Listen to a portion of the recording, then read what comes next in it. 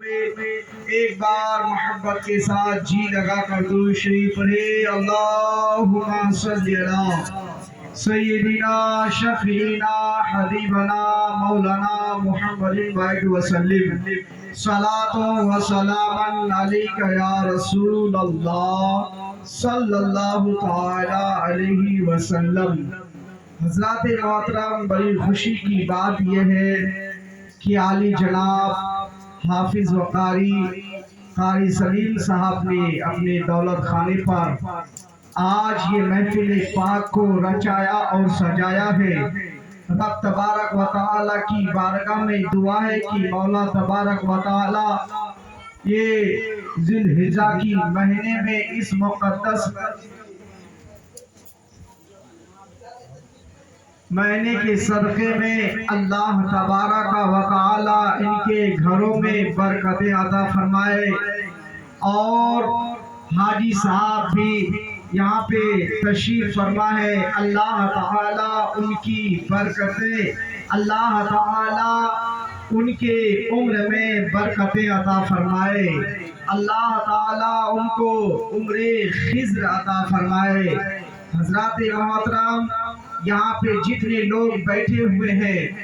میں بڑی محبتوں کے ساتھ میں آپ لوگوں کو میں نے سلام کیا ہے، اور میں آپ لوگوں کو یہ دیکھنا چاہتا ہوں کہ آپ کس موڈ میں سننے کے موڈ میں ہیں۔ اگر آپ لوگ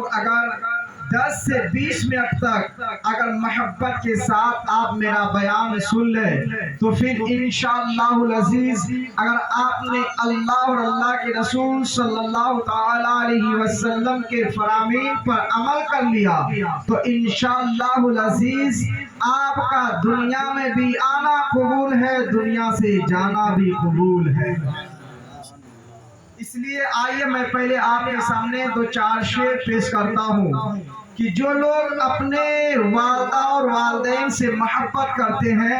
تو وہ اس شعر میں تڑپ جائیں گے، اور ہمیں یہ احساس ہوتا ہے کہ میں جب یہ شعر پڑھتا ہوں تو میرا دل خوش ہو جاتا ہے۔ اسی طریقے سے میں آپ کا بھی دل دیکھنا چاہتا ہوں کہ آپ اپنے امی اور اپنے والد صاحب سے کتنی محبت کرتے ہیں کہ مدینے میں درودوں کا جو تحفہ بھیج دیتا ہے، مچل کے کہیے سبحان اللہ۔ اس لیے کہ مدینہ شریف جو حاجی صاحب دیکھ کے آئے ہیں، اپنی آنکھوں سے دیکھ کر آئے ہیں کہ مدینہ شریف کتنا خوبصورت ہے اور کتنا خوبصورت نظارہ ہے۔ مدینے میں درودوں کا جو تحفہ بھیج دیتا ہے، خدا اس کی حفاظت میں فرشتہ بھیج دیتا ہے، خدا اس کی حفاظت میں فرشتہ بھیج دیتا ہے۔ اور اگلا شعر سماعت کریں۔ خدا دیتا ہے برکت ایسے بیٹوں کی کمائی میں، خدا دیتا ہے برکت ایسے بیٹوں کی کمائی میں جو اپنے ماں باپ کو مدینہ بھیج دیتا ہے، باپ کو مدینہ بھیج دیتا ہے۔ جیسا کہ حاجی صاحب کے صاحبزادوں نے ان کو مدینہ شریف بھیجا ہے، اللہ تبارک و تعالی حاجی صاحب کے اولادوں کو عمر طویل عطا فرمائے، اور اللہ تعالی حاجی صاحب کے اولادوں کو کامیابی کی منزلیں عطا فرمائے۔ اگر کوئی مصیبتیں پریشانیاں آنے والی ہے تو اللہ تعالی مدینے کے تاجدار کے صدقے میں اللہ تعالی وہ پریشانیوں اور مشکلات کو دور عطا فرمائے۔ حضرات محترم، اور اگلا شعر سماعت فرمائے۔ عشق ہو تو عشق کا مطلب سمجھ میں آئے گا، شرف الدین بھائی، عشق ہو تو عشق کا مطلب سمجھ میں آئے گا، ان کا رتبہ جاہلوں کی کب سمجھ میں آئے گا، ان کا رتبہ جاہلوں کی کب سمجھ میں آئے گا۔ میری مانو مصطفیٰ سے عشق کرنا سیکھ لو، میری مانو مصطفیٰ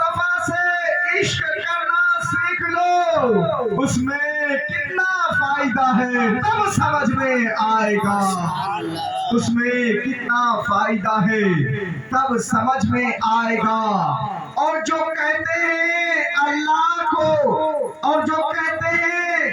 اللہ کے ولی کو چھوڑ کے ہم اللہ کے ہیں، اور جو ولی کو چھوڑ کے کہتے ہیں ہم اللہ کے ہیں، قبر میں سونے پڑیں گے تب سمجھ میں آئے گا، سوتے پڑیں گے تب سمجھ میں آئے گا۔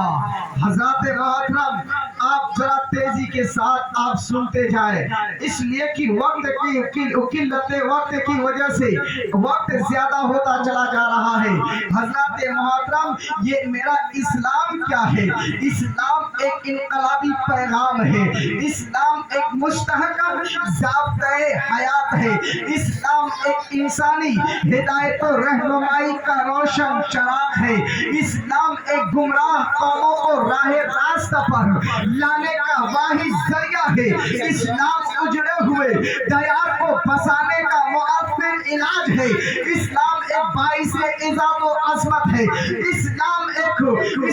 کی سینوں کی دھڑکن اور دل کا دربار ہے، اسلام ایک منشے مشیت ایزدی ہے، اسلام ایک اصول ہے،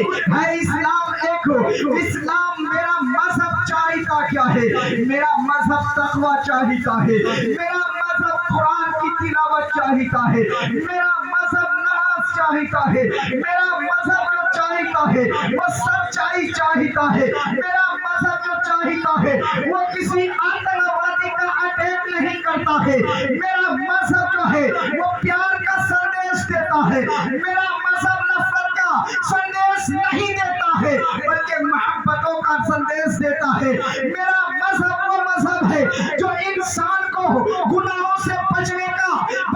راستہ بتاتا ہے، میرا مذہب وہ ہے جو ایک انسان کو دوسرے مسلمان کے دلوں کو خوش کرنے کا جذبہ بتاتا ہے، میرا مذہب وہ ہے، میرا مذہب ایمان چاہتا ہے، میرا مذہب ایثار چاہتا ہے، میرا مذہب جذبہ شہادت چاہتا ہے، میرا مذہب حضرت ہاجرہ جیسا جگر چاہتا ہے، میرا مذہب جو چاہتا ہے، میرا مذہب وہ مذہب ہے، میرا مذہب حضرت اسماعیل جیسا عشق چاہتا ہے۔ اللہ اکبر، رسالت یا رسول اللہ، اعلی حضرت زندہ باد، نعرہ تکبیر، نعرہ رسالت یا رسول اللہ، سبحان اللہ سبحان اللہ۔ حضرات محترم، میرا مذہب جو چاہتا ہے وہ سچائی چاہتا ہے۔ حضرت سیدنا آپ نے یہ مقدس مہینہ، آپ یہ جو قربانی کا موقع چل رہا ہے، میں سوچا کہ تھوڑی دیر حضرت ابراہیم اور اسماعیل کا واقعہ بیان ہو جائے اور حضرت ابراہیم اور اسماعیل کا بھی ذکر ہو جائے۔ اللہ اکبر۔ حضرت سیدنا ابراہیم علیہ السلام علیہ السلام نے جب خواب میں آپ نے ایک مرتبہ آپ نے جو کہ جب رات کو سوتے ہیں تو خواب میں کیا دیکھتے ہیں؟ فقرب القربان لہا فقرب القربان، یعنی جب آپ نے تم صبح کو قربانی کرو اور آپ نے صبح کو 100 دمبے پہاڑ پر لے جا کر ذبح کیے، پھر اس کے بعد دوسری رات خواب میں دیکھتے ہیں وہی آواز آ رہی ہے تم فقرب القربان لرب العالمین، اور جب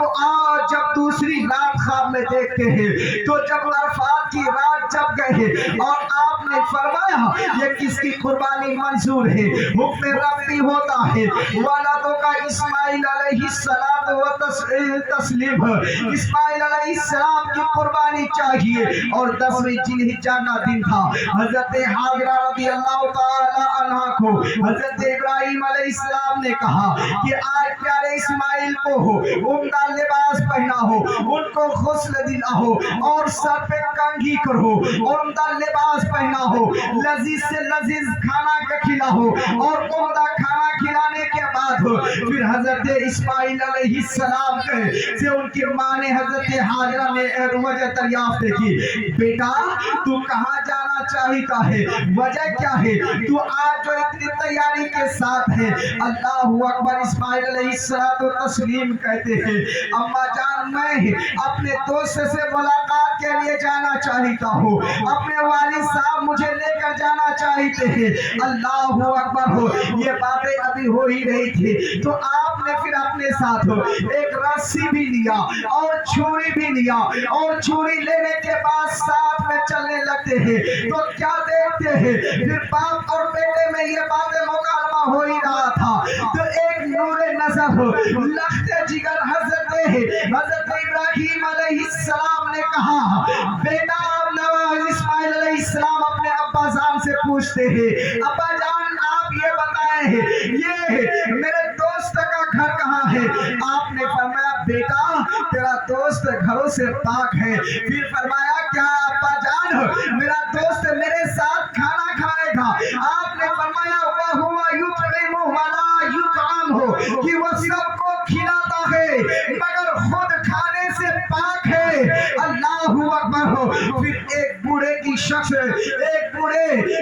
کے شکل میں آ کر حضرت حاجرہ کے پاس جاتا ہے، وہ ابلیس شیطان وہ کہتا ہے کہ آج اے حاجرہ کیا تجھے معلوم ہے ان کے باپ حضرت ابراہیم علیہ السلام آج اسماعیل علیہ السلام کو کہاں لے جا رہے ہیں؟ آپ نے کہا، حضرت حاجرہ نے کہا کہ آج ان کے والد صاحب ان کو ٹہلانے کے لیے لے جا رہے ہیں، ان کو دعوت کھلانے کے لیے لے جا رہے ہیں۔ شیطان ابلیس نے کہا نہیں حاجرہ، ان کے والد نے خواب میں دیکھا ہے کہ پیارے اسماعیل کو ذبح کیا جائے، وہی اپنے بیٹے کو ذبح کرنا چاہتا ہے، ذبح کرنے کے لیے لے جا رہا ہے۔ اللہ اکبر ہو، حضرت حاجرہ نے کہا کیا اے شیطان کیا تجھے یہ معلوم نہیں ہے کہ ایک ماں ایک باپ اپنے نور نظر لخت جگر دل کے ٹکڑوں کو ذبح کر سکتا ہے؟ اللہ اکبر ہو، اس نے کہا کہ نہیں اے حاجرہ، بلکہ خواب میں دیکھا وہی خواب کو حضرت ابراہیم علیہ السلام سچا کرنا چاہتا ہے۔ تو حضرت حاجرہ نے کہا اے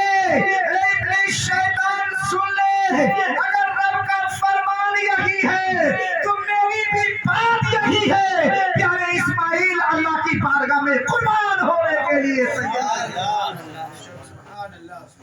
اس لیے